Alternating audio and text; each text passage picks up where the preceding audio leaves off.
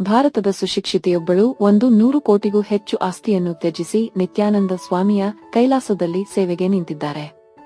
ವಿಶ್ವಸಂಸ್ಥೆಯ ಸಭೆಯಲ್ಲಿ ಕೈಲಾಸದ ಪ್ರತಿನಿಧಿಯಾಗಿ ಭಾಗವಹಿಸಿ ಗಮನ ಸೆಳೆದಿದ್ದಳು. ಭಾರತದಿಂದ 2019ರಲ್ಲಿ ಪಲಾಯನ ಮಾಡಿ ದ್ವೀಪವೊಂದನ್ನು ಖರೀದಿ ಮಾಡಿ ಯುನೈಟೆಡ್ ಸ್ಟೇಟ್ಸ್ ಆಫ್ ಕೈಲಾಸ ಎಂಬ ತನ್ನದೇ ದೇಶವನ್ನು ಕಟ್ಟಿರುವ ನಿತ್ಯಾನಂದ ಸ್ವಾಮಿಗೆ ಭಾರತ ಮಾತ್ರವಲ್ಲದೆ ವಿದೇಶದ ಅನೇಕ ಮಂದಿ ಅನುಯಾಯಿಗಳಿದ್ದಾರೆ. ಭಾರತದ ಸುಶಿಕ್ಷಿತ ಹೆಣ್ಣು ಮಗಳೊಬ್ಬಳು ನಿತ್ಯಾನಂದ ಆಶ್ರಮದಲ್ಲಿದ್ದು ಆಕೆ ಬರೋಬ್ಬರಿ 100 ಕೋಟಿಗೂ ಹೆಚ್ಚು ಆಸ್ತಿಯನ್ನು ಬಿಟ್ಟು ನಿತ್ಯಾನಂದ ಸ್ವಾಮಿಯ ಕೈಲಾಸದಲ್ಲಿ ಸೇವೆಗಾಗಿ ತನ್ನ ಜೀವವನ್ನೇ ಮುಡಿಪಾಗಿಟ್ಟಿದ್ದಾಳೆ. ಆಕೆಯೇ ವಿಜಯಪ್ರಿಯ. ಭೋಜ್ಪುರಿ ಬ್ರಾಹ್ಮಣ ಕುಟುಂಬದಲ್ಲಿ ಕಾಶಿಯಲ್ಲಿ ಜನಿಸಿದ ಈಕೆ ಶೈಕ್ಷಣಿಕವಾಗಿ ಅನೇಕ ಸಾಧನೆ ಮಾಡಿದ್ದಾಳೆ. ಇಂಗ್ಲಿಷ್, ಫ್ರೆಂಚ್, ಹಿಂದಿ, ಕ್ರಿಯೋಲ್ ಮತ್ತು ಪಿಡ್ಜಿನ್ಸ್ ಹೀಗೆ ಹಲವು ಭಾಷೆಗಳು ಗೊತ್ತಿದೆ. 2014ರಲ್ಲಿ ಕೆನಡಾದ ಮ್ಯಾನಿಟೋಬಾ ವಿಶ್ವವಿದ್ಯಾಲಯದಿಂದ ಮೈಕ್ರೋಬಯಾಲಜಿಯಲ್ಲಿ ಪದವಿ ಪಡೆದಿದ್ದಾಳೆ ವಿಜಯಪ್ರಿಯ. ಜೊತೆಗೆ 2014ರವರೆಗೂ ವಿಶ್ವವಿದ್ಯಾಲಯದ ಡೀನ್ ಹಾನರ್ಸ್ ಪಟ್ಟಿಯಲ್ಲಿದ್ದಳು. 2013 ಮತ್ತು 2014ರಲ್ಲಿ ಅಂತಾರಾಷ್ಟ್ರೀಯ ಪದವಿ ಪೂರ್ವ ವಿದ್ಯಾರ್ಥಿ ವೇತನವನ್ನು ಸಹ ಪಡೆದಿದ್ದಾರೆ. ಈಕೆ ಹೆಸರು ಬೆಳಕಿಗೆ ಬಂದಿದ್ದು ಕಳೆದ ವರ್ಷ 2023ರ ಮಾರ್ಚ್ನಲ್ಲಿ ವಿಶ್ವಸಂಸ್ಥೆಯ ಸಭೆಯಲ್ಲಿ ಭಾಗವಹಿಸಿದಾಗ ಕೈಲಾಸದ ನಿಯೋಗವು ಎನ್ಜಿಒ ಹೆಸರಿನಲ್ಲಿ ಸಾರ್ವಜನಿಕ ಕಾರ್ಯಕ್ರಮದಲ್ಲಿ ಭಾಗವಹಿಸಿದಾಗ ಈಕೆಯೇ ಪ್ರಮುಖ ಪ್ರತಿನಿಧಿಯಾಗಿ ನಿತ್ಯಾನಂದನ ಕೈಲಾಸದಿಂದ ಬಂದಿದ್ದಳು. ಕೈಲಾಸದ ಪ್ರತಿನಿಧಿಯಾಗಿ ಭಾರತದ ವಿರುದ್ಧ ಆಪಾದನೆಗಳನ್ನು ಮಾಡಿದ್ದಳು. ಆರ್ಥಿಕ, ಸಾಮಾಜಿಕ ಮತ್ತು ಸಾಂಸ್ಕೃತಿಕ ಹಕ್ಕುಗಳ ಸಮಿತಿ ಸಿಎಸ್ಆರ್ ಆಯೋಜಿಸಿದ್ದ ಚರ್ಚೆಯಲ್ಲಿ ಭಾಗವಹಿಸಿದ ವಿಜಯಪ್ರಿಯ ಹಿಂದೂಯಿಸಂನ ಸರ್ವೋಚ್ಚ ಮಠಾಧಿಪತಿಗೆ ಅಂದರೆ ನಿತ್ಯಾನಂದನಿಗೆ ರಕ್ಷಣೆ ಒದಗಿಸುವಂತೆ ಬೇಡಿಕೆ ಇರಿಸಿದ್ದಳು.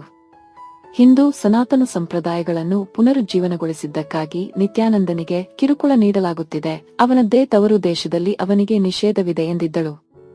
ನಿತ್ಯಾನಂದರು ಹಿಂದೂ ಧರ್ಮದ 10,000 ಸ್ಥಳೀಯ ಸಂಪ್ರದಾಯಗಳನ್ನು ಪುನರುಜ್ಜೀವನಗೊಳಿಸುತ್ತಿದ್ದು ಇದರಲ್ಲಿ ಆದಿ ಶೈವ ಸ್ಥಳೀಯ ಕೃಷಿ ಬುಡಕಟ್ಟು ಕೂಡ ಸೇರ್ಪಡೆಗೊಂಡಿದೆ ಎಂದಿದ್ದಳು. ಯುನೈಟೆಡ್ ಸ್ಟೇಟ್ಸ್ ಆಫ್ ಕೈಲಾಸ ಕಾಯಂ ರಾಯಭಾರಿ ಎಂದೇ ಆಕೆಯ ಸಾಮಾಜಿಕ ಜಾಲತಾಣದಲ್ಲಿ ಬರೆದುಕೊಂಡಿದ್ದು ಅದರಂತೆಯೇ ವಿಶ್ವಸಂಸ್ಥೆಯ ಸಭೆಯಲ್ಲಿ ತನ್ನನ್ನು ಪರಿಚಯಿಸಿಕೊಂಡಿದ್ದಳು. ಆಕೆ ಸೋಷಿಯಲ್ ಮೀಡಿಯಾದಲ್ಲಿ ಹಾಕಿಕೊಂಡಿರುವ ಫೋಟೋವೊಂದರಲ್ಲಿ ಕೈಯ ತೋಳಿನಲ್ಲಿ ನಿತ್ಯಾನಂದನ ಹಚ್ಚೆ ಹಾಕಿಸಿಕೊಂಡಿದ್ದಾಳೆ. ಕೈಲಾಸ ವೆಬ್ಸೈಟ್ 150 ದೇಶಗಳಲ್ಲಿ ತನ್ನ ರಾಯಭಾರ ಕಚೇರಿ ಮತ್ತು ಎನ್ಜಿಒಗಳನ್ನು ಹೊಂದಿದ್ದು ಆ ಎಲ್ಲಾ ಕಡೆಗೂ ಹೆಣ್ಣು ಮಗ ಮುಖ್ಯಸ್ಥರಾಗಿದ್ದಾರೆ. ಭಾರತದ ಸುಶಿಕ್ಷಿತೆಯೊಬ್ಬಳು 100 ಕೋಟಿಗೂ ಹೆಚ್ಚು ಆಸ್ತಿಯನ್ನು ತ್ಯಜಿಸಿ ನಿತ್ಯಾನಂದ ಸ್ವಾಮಿಯ ಕೈಲಾಸದಲ್ಲಿ ಸೇವೆಗೆ ನಿಂತಿದ್ದಾರೆ. ವಿಶ್ವಸಂಸ್ಥೆಯ ಸಭೆಯಲ್ಲಿ ಕೈಲಾಸದ ಪ್ರತಿನಿಧಿಯಾಗಿ ಭಾಗವಹಿಸಿ ಗಮನ ಸೆಳೆದಿದ್ದಳು.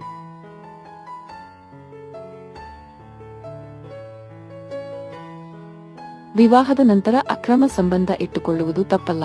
ಯಾರು ಹಾಗೆ ಮಾಡ್ತಾರೋ ಅವರ ದೃಷ್ಟಿಯಿಂದ ನಿಂತು ನೋಡಿದಾಗ ಅದು ಸರಿಯೋ ತಪ್ಪೋ ಅಂತ ಅರ್ಥವಾಗುತ್ತೆ ಎಂದಾಕೆಯ ಹೆಸರು ಶೀಲು ಅಬ್ರಹಾಂ. ಈಕೆ ಮಲಯಾಳಂ ನಟಿ. ಕೆಲವು ಸಂದರ್ಭಗಳಲ್ಲಿ ವ್ಯಕ್ತಿಗಳು ವಿವಾಹದಾಚೆಯ ಸಂಬಂಧಕ್ಕೆ ಕೈ ಚಾಚಬಹುದು. ಅಂಥ ಸಂಬಂಧಗಳನ್ನು ದೂಷಿಸಬಾರದು ಎಂದಿದ್ದಾಳೆ ಆಕೆ. ಸದ್ಯ ಆಕೆಯ ಮಾತು ಭಾರೀ ಚರ್ಚೆಗೆ ಕಾರಣವಾಗ್ತಿದೆ. ಯೂಟ್ಯೂಬ್ ಚಾನೆಲ್ ಒಂದಕ್ಕೆ ನೀಡಿದ ಸಂದರ್ಶನದಲ್ಲಿ ಆಕೆ ಈ ಮಾತನಾಡಿದ್ದಾಳೆ. ಅವೈವಾಹಿಕ ಜೀವನದಲ್ಲಿನ ದೋಷಗಳು ವಿವಾಹೇತರ ಸಂಬಂಧಗಳಿಗೆ ಕಾರಣ ಆಗಬಹುದು. ನೀವು ಅದನ್ನು ದೂಷಿಸಲು ಸಾಧ್ಯವಿಲ್ಲ. ಇದು ವೈಯಕ್ತಿಕ ಸ್ವಾತಂತ್ರ್ಯಕ್ಕೆ ಸಂಬಂಧಿಸಿದೆ. ಅತ್ಯಾಚಾರ ತಪ್ಪು.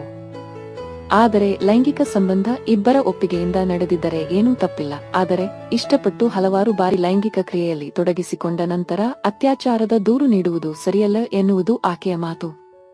ಇಂಥ ಪ್ರಕರಣಗಳಲ್ಲಿ ನ್ಯಾಯಾಲಯಗಳು ಸರಿಯಾಗಿ ವಿವೇಚನೆಯಿಂದ ವರ್ತಿಸಿ ತೀರ್ಪು ನೀಡಬೇಕಾಗುತ್ತದೆ ಅನ್ನುತ್ತಾಳೆ ಶೀಲು. ಫಿಲಂ ಇಂಡಸ್ಟ್ರಿಯ ಒಳಗಿನ ಸಂಬಂಧಗಳ ಬಗ್ಗೆ ಸಾರ್ವಜನಿಕರಿಗೆ ನೇರವಾಗಿ ತಿಳಿದಿರೋಲ್ಲ. ಅವರಿಗೆ ಆಗಾಗ ಗಾಸಿಪ್ಗಳ ಮೂಲಕ ತಿಳಿಯಬಹುದು. ಹಲವು ವರ್ಷಗಳಿಂದ ಒಬ್ಬರಿಗೊಬ್ಬರು ಆತ್ಮೀಯ ಸಂಬಂಧ ಹೊಂದಿರುವ ಜನರೇ ಇದ್ದಕ್ಕಿದ್ದಂತೆ ಅವರ ವಿರುದ್ಧ ಕೇಸ್ ಹಾಕುವುದು ನೋಡಬಹುದು. ಅದನ್ನು ನೋಡಿದಾಗ ಆಶ್ಚರ್ಯ ಆಗಬಹುದು. ಆದರೆ ಇದು ಸಂಬಂಧದ ದುರ್ಬಳಕೆ. ಸಿನಿಮಾ ಇಂಡಸ್ಟ್ರಿಯಲ್ಲಿ ಇಂಥ ಹಲವು ಸಂಬಂಧಗಳು ನಡೆಯುತ್ತವೆ. ಹಲವು ನಟಿಯರು ತಮಗೆ ಅವಕಾಶಗಳಿಗಾಗಿ ನಿರ್ದೇಶಕರು, ನಿರ್ಮಾಪಕರ ಜೊತೆಗೆ ಮಲಗುವುದೂ ಇದೆ. ಹಾಗೆ ನಿರ್ದೇಶಕರು, ನಿರ್ಮಾಪಕರು ನಟಿಯರನ್ನು ಬಳಸಿಕೊಳ್ಳುವುದೂ ಇವೆ.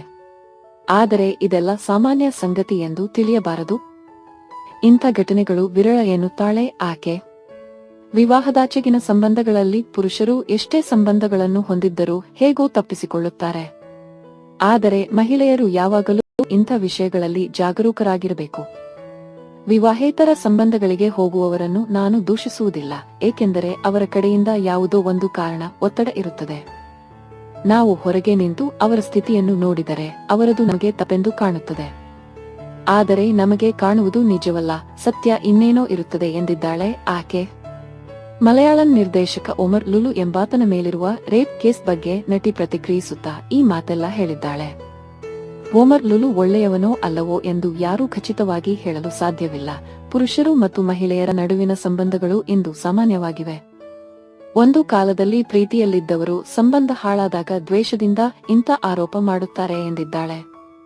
ಒಮರ್ ಲುಲು ನಿರ್ದೇಶನದ ಅ ಬ್ಯಾಡ್ ಬಾಯ್ಸ್ ಚಿತ್ರವನ್ನು ಶೀಲು ನಿರ್ಮಿಸಿದ್ದು ಓಣಂ ವೇಳೆಗೆ ಬಿಡುಗಡೆಯಾಗುವ ನಿರೀಕ್ಷೆಯಿದೆ. ಶೀಲು ಅಬ್ರಹಾಂ ಮಲಯಾಳಂ ನಟಿ. ವೀಪಿಂಗ್ ಬಾಯ್ಕ್ನಲ್ಲಿ ನಟನೆ ಆರಂಭಿಸಿದವಳು. ಶಿ ಟ್ಯಾಕ್ಸಿಕರ್ ಚಲನಚಿತ್ರ ಆಕೆಗೆ ಹೆಚ್ಚಿನ ಖ್ಯಾತಿ ತಂದುಕೊಟ್ಟಿತು. ಅಬ್ರಾಮ್ ಮೂವೀಸ್ ಬ್ಯಾನರ್ ಅಡಿಯಲ್ಲಿ ಆಕೆಯ ಪತಿ ಅಬ್ರಹಾಂ ಮ್ಯಾಥ್ಯೂ ನಿರ್ಮಿಸಿದ ಸ್ಟಾರ್ ಮತ್ತು ವಿಧಿ ಮುಂತಾದ ಚಲನಚಿತ್ರಗಳಲ್ಲಿ ಆಕೆ ಪ್ರಮುಖ ಪಾತ್ರಗಳನ್ನು ನಿರ್ವಹಿಸಿದಳು. ವಿವಾಹದ ನಂತರ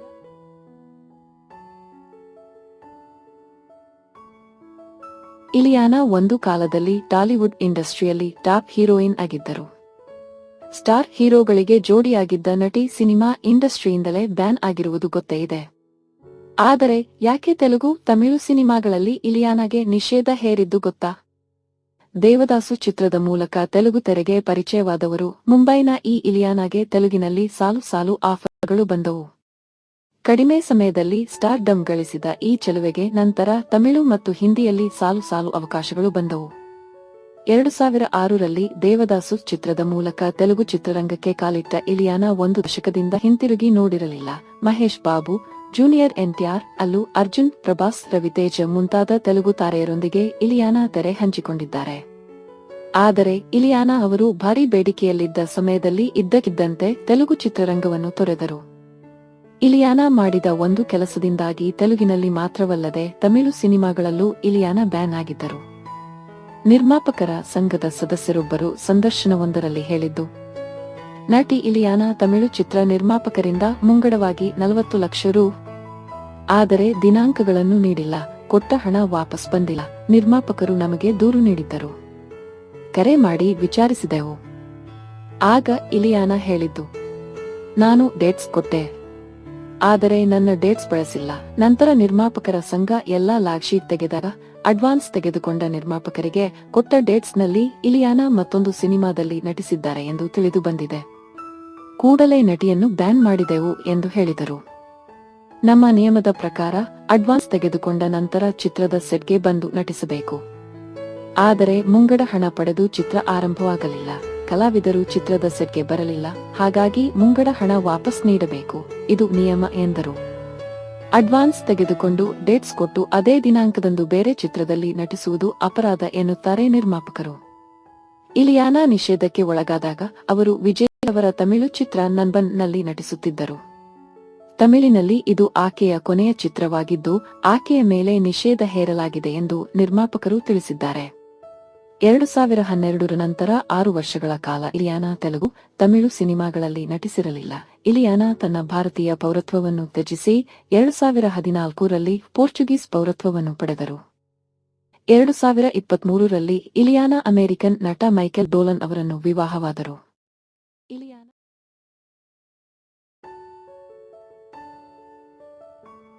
ಕರ್ನಾಟಕ ಮೂಲದ ನಟಿ ಸನಂ ಶೆಟ್ಟಿ ಸ್ಯಾಂಡಲ್ವುಡ್ನಲ್ಲಿ ಹೆಚ್ಚು ಸಿನಿಮಾಗಳಲ್ಲಿ ನಟಿಸದಿದ್ದರೂ ಪರಭಾಷೆಗಳಲ್ಲಿ ಗುರುತಿಸಿಕೊಂಡಿದ್ದಾರೆ. 2012ರಲ್ಲಿಯೇ ತಮಿಳಿನ ಅಂಬುಲಿ ಸಿನಿಮಾ ಮೂಲಕ ಚಿತ್ರರಂಗಕ್ಕೆ ಪದಾರ್ಪಣೆ ಮಾಡಿದ್ದ ಸನಂ ಶೆಟ್ಟಿ ತೆಲುಗು, ಮಲಯಾಳಂ ಸಿನಿಮಾಗಳಲ್ಲಿಯೂ ನಟಿಸಿದ್ದಾರೆ.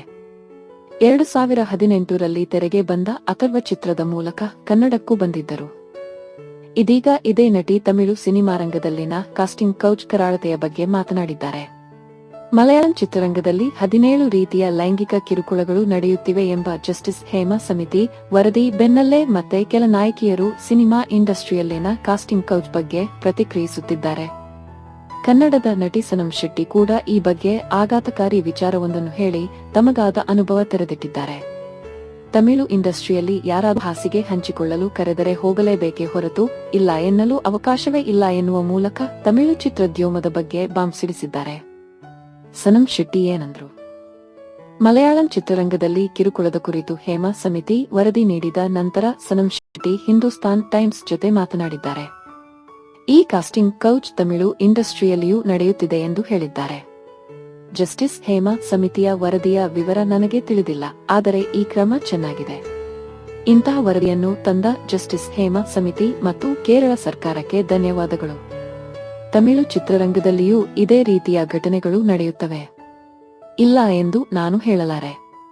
ಇದು ನನ್ನ ಸ್ವಂತ ಅನುಭವದಿಂದ ನಾನು ಹೇಳುತ್ತಿದ್ದೇನೆ ಎಂದಿದ್ದಾರೆ. ಇದೇ ಮಾತನ್ನು ಮೊದಲು ಯಾಕೆ ಹೇಳಲಿಲ್ಲ ಎಂದು ಯಾರಾದರೂ ಕೇಳಿದರೆ ಕೋಪಗೊಂಡು ಶೂನಿಂದ ಹೊಡೆದು ಫೋನ್ ಕಟ್ ಮಾಡುತ್ತೇನೆ. ನಾನು ಇಂಡಸ್ಟ್ರಿಯಲ್ಲಿ ಇಂತಹ ವಿಷಯಗಳ ಬಗ್ಗೆ ಮಾತನಾಡುತ್ತಲೇ ಇದ್ದೇನೆ. ಹಾಗಂತ ಚಿತ್ರೋದ್ಯಮದಲ್ಲಿ ಎಲ್ಲರೂ ಕೆಟ್ಟವರಲ್ಲ. ಕಾಸ್ಟಿಂಗ್ ಕೌಚ್ಗೆ ಮಹಿಳೆಯರಷ್ಟೇ ಅಲ್ಲ, ಪುರುಷರೂ ಬಲಿಯಾಗುತ್ತಿದ್ದಾರೆ. ನಾನು ಅಂತಹದರಿಂದ ದೂರ ಇರುತ್ತೇನೆ. ನನ್ನಲ್ಲಿ ಪ್ರತಿಭೆ ಇದ್ದರೆ ಅವಕಾಶಗಳು ಬರುತ್ತವೆ ಎಂಬ ನಂಬಿಕೆ ನನಗಿದೆ ಎಂದಿದ್ದಾರೆ ಸನಂ. ಅಡ್ಜಸ್ಟ್ಮೆಂಟ್ ಮಾತ್ರ ಅವಕಾಶವನ್ನು ಪಡೆಯುವ ಏಕೈಕ ಮಾರ್ಗ ಎಂಬ ಕ್ರೂರ ಸನ್ನಿವೇಶದ ವಿರುದ್ಧ ನಾನು ಧ್ವನಿ ಎತ್ತುತ್ತಿದ್ದೇನೆ. ನನ್ನ ವೈಯಕ್ತಿಕ ಅನುಭವದಿಂದ ನಾನು ಹೇಳುತ್ತೇನೆ, ಕೆಲಸಕ್ಕಾಗಿ ಹತಾಶರಾಗಬೇಡಿ. ನಿಮ್ಮನ್ನು ನೀವು ನಂಬಿದರೆ ಅಡ್ಜಸ್ಟ್ಮೆಂಟ್ ಇಲ್ಲದೆ ನಿಮಗೆ ಕೆಲಸ ಸಿಗುತ್ತದೆ.